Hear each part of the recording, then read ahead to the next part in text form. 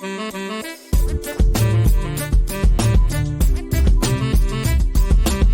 everyone, Scott Hansen here from NFL Red Zone. I hope you're checking out 1 hour of 5-Yard Rush, one of the best podcasts on NFL football in the UK.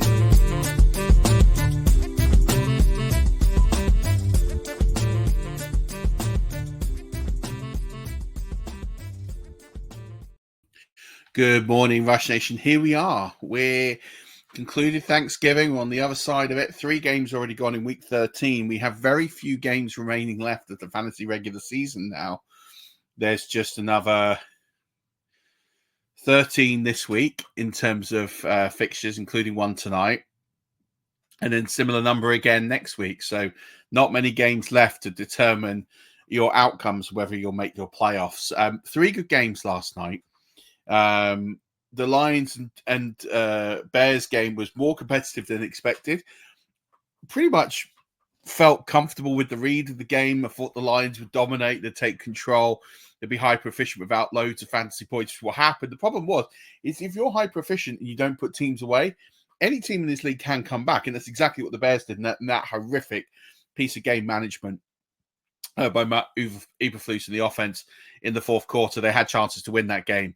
And didn't, and that's pretty shocking that, you can't take a sack. Caleb Williams, not use of the timeout was just all very bizarre and shocking and panicky, and you can't make those kind of mistakes in those kind of games at this level, and that is unfortunately what has happened. When we look at the second game and we look at the Cowboys v. the Giants, so again, thought the Cowboys would dominate. They'd run the ball well. They would, keep control of this game. And again, it's sort of what happened. The Cowboys were really in control with this until the fourth quarter. And again, just didn't put them away. At one point, they were 27-10 up, pretty much as we expected. Fourth quarter comeback, sort of in a way, from the Giants with Drew Lock. But yeah, as a whole, we got to the point where the game was perhaps closer than expected, but Drew Lock was pretty bad. Although he did get a rushing touchdown, he actually ran pretty well in this game, but from a passing perspective, didn't do too much. And nor did Cooper Rush really, but the difference is he didn't throw turnovers. He sort of managed the game. Rico Dowdle was the stud in this one. Not very much there for CeeDee Lamb, unfortunately. That was the only sort of downside. And in this game, I got completely wrong with the Packers and the Miami Dolphins. First of all, I'll say that the Miami Dolphins D should have been better in this game. And actually, the Packers D really stood up. And I thought that they were fantastic in this game. They really stopped momentum. They pretty much nullified the run. The Dolphins only had 39 yards rushing. Now, admittedly, they abandoned the run pretty quickly when they got behind in this game. And that's really the Packers' offensive plan. Get in front by quite a bit, force other teams to play to their strengths, which is pass coverage, and therefore not run on them, because that is a way that you can beat the Packers, and teams have done. So yeah, Jordan Love had a pretty good game. Tua was decent. I mean, he threw a lot of yards in this game. Overall, I thought it was a really efficient game. No real standout numbers. Good to see a bit of a resurgence from Tucker Kraft. Christian Watson got 2 big plays, but again, he didn't get in the end zone, and that was kind of the difference. But I was a bit disappointed. Obviously, we got a little gift with Hill getting in the end zone. Devon A-Chan didn't do much on the ground, but he did do quite a bit in the air. Johnny Smith was the star in the passing attack. And again, Jalen Waddle goes back to 4 catches. So again, what I said yesterday, I just couldn't rank him that highly, and I felt pretty good to do that. Definitely some misses. I definitely thought the Dolphins would win this game. Don't get me wrong. I got kind of the wrong game script here, but I do feel like, at the end of the day, I always make sure I'm chasing consistency and I'm chasing what I've seen over the course of a season. I'm not reacting to one game.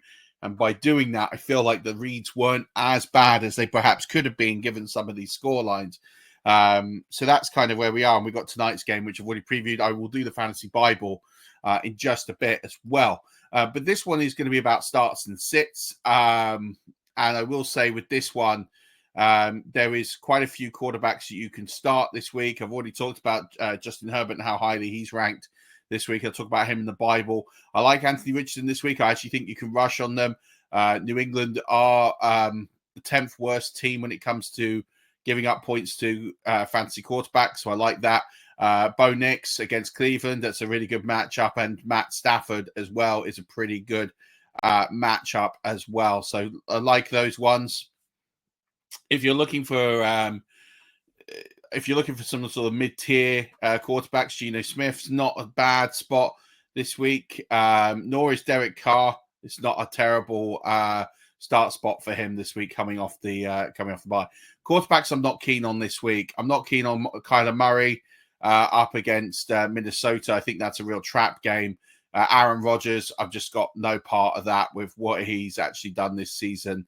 I think this is going to be a really difficult game for him, and I've got him near the bottom of my rankings. And I definitely don't like starting Jameis Winston this week. That doesn't feel like a good play at all. RBs, I'm definitely keen on. Bucky Irving, he saw a mammoth workload coming off the bye, and I think that's where the Buccaneers are going to pivot to now. And against Carolina, who are the worst team in the league when it comes to running back points allowed, I'm definitely in on Bucky Irving this week.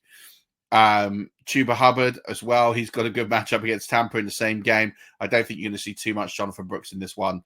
I feel like that'll be a really good one to start as well. I also quite like Ramondre Stevenson's matchup. I'm probably a little low ranked on him. I'm just conservative on him just because Gibson can come in and kind of take some touches. But we've seen Ramondre Stevenson in seasons past sort of have this late flourish at the end. And against Indianapolis, he has a chance. They're the 5th worst team in the league in terms of fantasy points allowed. I actually really like him to at least break 13, 14 fantasy points this week. In terms of potential running backs, I'm sitting this week. Definitely Nick Chubb. I think this is a tough game against Denver. Travis Etienne, I just think he might start to usurp and get a bit more value and volume going forward, but it's not one for me this week. I also don't like Javonte Williams this week at all. I'll be sitting him. And then just keep an eye on what's going on in Washington as well. That's going to be a really key one to see what's going on there. Wide receivers I love this week. Cortland Sutton is a huge one for me. Absolutely love him against Cleveland. 5 receivers have scored over 14 PPR points against Cleveland in the past 4 games, which is ridiculous. And I think Cortland Sutton is going to add to that record. I really like T. Higgins. He's got a good matchup against Pittsburgh. I think they'll put all the weight towards Jamar Chase. So I think Higgins could have a wide receiver 1 week as well. And I also really like Lab McConkey this week. He's got a phenomenal matchup. So pretty keen on him this week as well. Also, just keep an eye on Jordan Addison. He had a really good week last week, and if he stays hot this week, it could be a really boom finish for him. And Michael Pittman should see an uptick of targets after Josh Downs is not going to play this week. Wide receivers I'm really concerned about this week. Deebo Samuel. We don't really know what the status is of Brock Purdy, so that's obviously putting it up in the air against Buffalo. He's got a tough assignment, so don't like that either. And he has seen a bit of a downturn, so the Bills are in the top 8 of least fantasy points allowed, so just a bit concerned about him. Marvin Harrison Jr., I just think this is a really tough position. It's going to be a tough matchup for him, and also on top of that, there's just no guarantee of those targets. And Jerry Jeudy's another one I'm really concerned about. He has a horrific matchup this week against Pat Surtain, and I just don't think this is a spot to start him with such a crucial game on the line. Tight ends this week, I really like Taysom Hill this week. I've actually got him in my top 4. I also think if you're in need of a tight end, Kate Otten is a pretty good start. The Carolina Panthers are the worst team in the league when it comes to fantasy points allowed to tight ends. But keep an eye on Evan Ingram. I think he's going to get a whole host of targets if Trevor Lawrence is back. And Dallas Goedert should start to see an upturn now, especially in a tight matchup like this one. Also, Zach Ertz has been on the climb. I quite like him as an outside play this week as well. As for tight ends to sit, definitely Kyle Pitts. This is not a matchup for him against the Chargers. So I've got him outside my top 15. Mark Andrews is the other one. I just think Philly is so good against tight ends. That's another one I'm just a little bit concerned about in this matchup as well. So I'm just a bit cautious about him this week. If you're looking for some potential sleepers when it comes to DSTs. The Bills, if they're still out there and widely owned, you can get a good shot at the Bills this week. That should be a really good one.